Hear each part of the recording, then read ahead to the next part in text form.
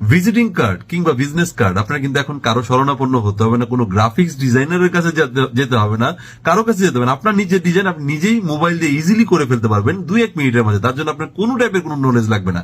আমি দেখিয়ে দিচ্ছি কিভাবে সেটা করতে হবে। আমার আইডিকে ফলো দিয়ে রাখুন, এরকম অনেক ইম্পর্টেন্ট ভিডিওস পেয়ে আপনার কাজে দেবে। So let's check it out. প্রথমে প্লে স্টোরে চলে যাবেন, গিয়ে লিখবেন বিজনেস কার্ড মেকার। এই অ্যাপটা আপনাকে ইনস্টল করতে হবে। তারপর ওপেনে ক্লিক করুন, ইংলিশ অপশন সিলেক্ট করুন এবং ক্রিয়েট অপশনে ক্লিক করুন।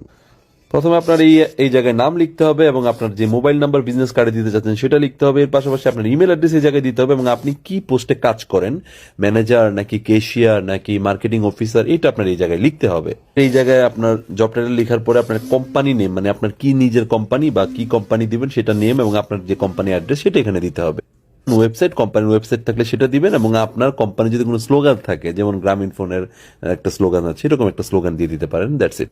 এখন দেখুন এই জায়গাটায় কিন্তু আপলোড লোগো, মানে আপনার কোম্পানির যে লোগোটা এটা আপলোড করতে হবে। এখন আপনি এই আপলোডে ক্লিক করবেন। আপনার এখানে কিছু বিষয় আছে আপনাকে কিন্তু বুঝতে হবে, সেটা যেখানে কিন্তু টাকা দিয়ে কেনার ডিজাইনও আছে, যেমন প্রো লেখা যে অপশনটা, এটা হচ্ছে টাকা দিয়ে কিনতে হবে। এছাড়া ফ্রি ডিজাইন আপনি দেখুন যেগুলোতে প্রো লেখা নাই, ডিজাইনটা আমি চুজ করলাম।